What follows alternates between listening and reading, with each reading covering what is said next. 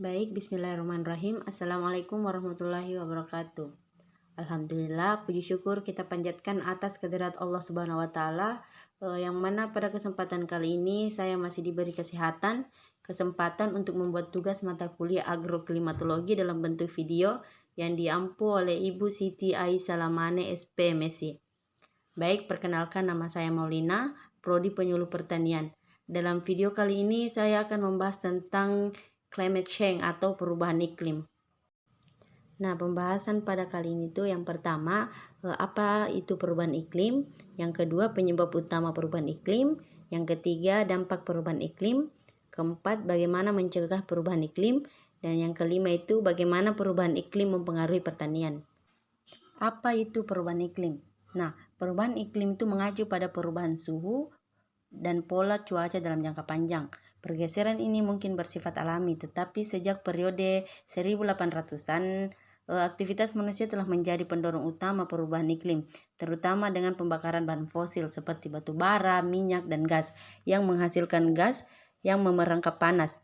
Nah, perubahan iklim juga itu bisa diartikan sebagai perubahan suhu yang drastis, curah hujan, pola angin, dan lain sebagainya. Nah, penyebab utama perubahan iklim yang disebabkan oleh manusia itu yang pertama pengubahan energi, di mana pengubahan bahan bakar fosil seperti batu bara, minyak, dan gas alam untuk menghasilkan energi listrik dan energi panas, di mana dengan pembakaran bahan bakar fosil ini dapat menghasilkan karbon dioksida dan nitrogen oksida, di mana keduanya itu adalah gas rumah kaca berbahaya yang menyeliputi bumi dan memerangkap panas matahari. Yang kedua yaitu penebangan hutan. Penebangan hutan ini menghasilkan emisi karena pohon yang ditebang akan melepaskan karbon yang tersimpan di dalamnya. Di sisi lain itu hutan berfungsi untuk menyerap karbon dioksida. Karena itu penebangan hutan juga membatasi kemampuan alam dalam mengurangi emisi di atmosfer. Ketiga yaitu penggunaan alat transportasi. Penggunaan bahan bakar fosil pada sebagian besar semacam mobil, truk, kapal hingga pesawat itu merupakan penyumbang utama gas rumah kaca seperti emisi karbon dioksida. Nah, penggunaan alat transportasi ini menghasilkan hampir seperempat dari emisi karbon dioksida global terkait energi. Yang keempat itu produksi makanan. Produksi makanan juga merupakan kontributor utama perubahan iklim sebab berbagai aktivitas produksi, pengemasan, dan pendistribusian makanan itu menghasilkan emisi gas rumah kaca.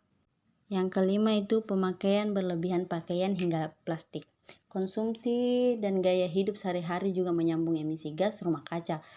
Contohnya itu penggunaan berlebihan plastik yang dibuat dengan bahan bakar fosil, pembakarannya untuk menyalakan elektronik, menjalankan kendaraan pribadi, hingga memproduksi dan mencuci pakaian.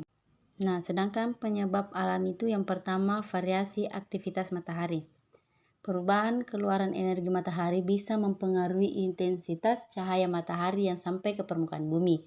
Namun meski perubahan ini bisa mempengaruhi iklim bumi, variasi aktivitas matahari hanya berperan kecil dalam perubahan iklim. Yang ketiga yaitu aktivitas vulkanik. Gunung berapi memainkan peran yang nyata dalam iklim. Letusan gunung berapi melepaskan karbon dioksida dalam jumlah besar di masa lalu.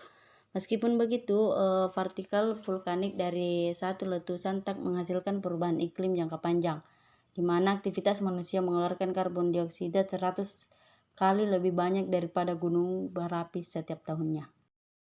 Selanjutnya itu dampak perubahan iklim. Yang pertama yaitu menurunnya kualitas air, yang kedua yaitu kuantitas air berkurang, yang ketiga perubahan habitat, yang keempat kualitas dan kuantitas hutan menurun, dan yang kelima yaitu lahan pertanian berkurang dan tidak produktif.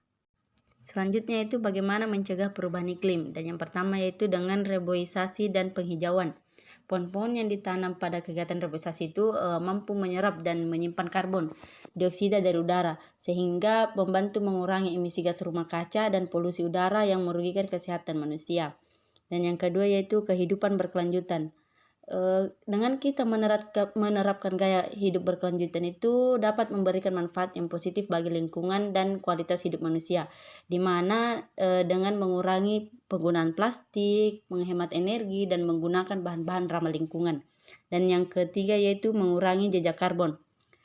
Di jejak karbon itu banyak dampak negatif yang ditimbulkan di kehidupan kita di bumi, seperti kekeringan dan berkurangnya sumber air bersih, timbul cuaca ekstrim dan bencana alam, perubahan produksi rantai makanan, dan berbagai kerusakan alam lainnya.